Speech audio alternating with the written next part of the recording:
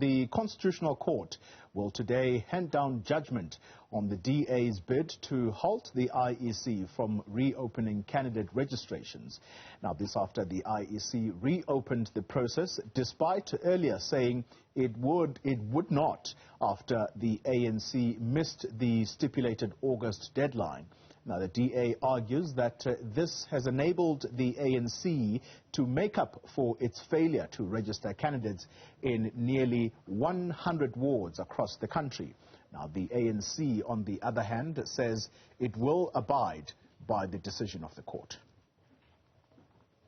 If we don't get that ruling in our favor, all that it means is that from the timetable that the Commission must amend tomorrow, we will just exclude a period for candidate nomination. However, our reading of the order is that the court did not remove the obligation from the Electoral Commission to deliver free and fair election, and to that extent, the power to amend the election timetable if it is necessary for freeness and fairness of an impending election. Well, let's try and look ahead, and I'm joined in studio by our politics editor, Sbu Ngalwa, who joins me now. Sbu, very good morning to you. So I've listened to quite a handful of analysis around this matter of the DA versus the IEC, and many political pundits, or you look at organizations such as KSAC, they are saying that the DA's interpretation of the earlier ConCourt ruling is in a way too restrictive, because the IEC does have leeway to do what it has done, which was to reopen the candidate registration process. What are you hearing from your side?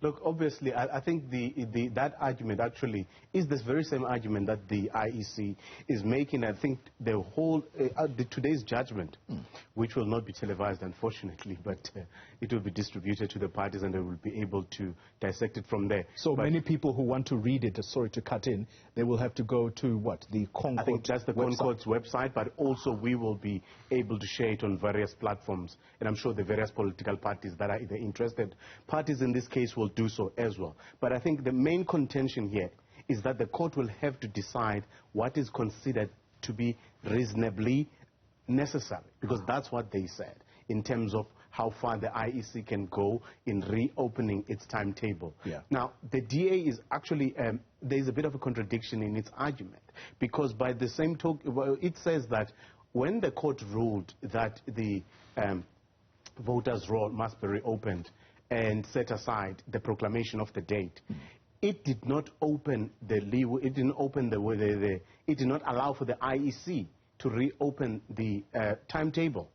But if you follow the process, that if you open the voters' roll, as we had this weekend where we had the voter registration, now if you are a first-time voter and you only registered this weekend, by being able to register this weekend, that means automatically, if you wanted to stand to be a ward councillor and independent, that allows you. So there's no way that you can stand as an independent or as a councillor or as a candidate without first being registered. Now the DA is saying the court can be narrow if it wants, where you can say that, hang on, we can reopen the timetable, but only for people who want to be candidates. And these ones are saying, no, it doesn't work that way. Open by setting aside the proclamation of the date, and also by opening the voters' roll, it then means that the IEC is within its rights to reopen the candidates' nomination process. And this is not intended to benefit the ANC, and that it will benefit all the other parties. In fact, the IEC makes the point in its papers that out of the 14 parties that are in the party committee of the IEC, 10 of them agreed with the decision to reopen the candidates list. But obviously, I'm sure whether there will be a consideration for the court, that's a matter that remains to be seen. Talking about the ANC, which stood to lose out in nearly 100 municipalities had this process not been reopened, where is that process now of that candidate registration process? Because my understanding is that today may be the deadline as far as the ANC's own electoral processes are concerned to basically finalize matters. Where are they?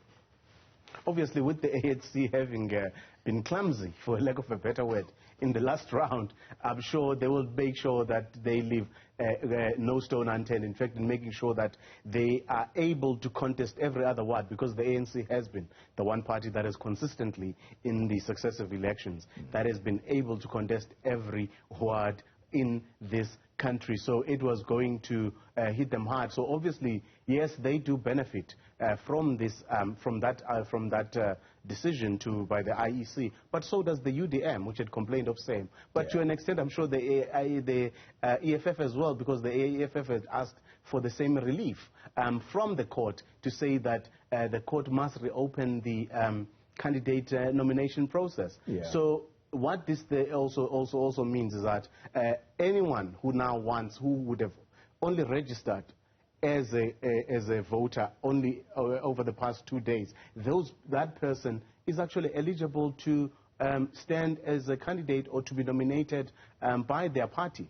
So I think also, if you look at the time span between when the DA filed its application and the response of the IEC last week, and the fact that we're expecting a judgment today, I guess it probably wasn't that, it's not that difficult a decision for the court. Sbu, I suspect you're going to come back here and tell us what that decision of the court is, because that statement scheduled to be posted online by 10 o'clock. That's correct. All right, so we'll have you here a little after 10, therefore, to tell us exactly what that decision is. Sbu Ngalwa is our politics editor. Thank you very much for giving us that sense as to where things are likely to go.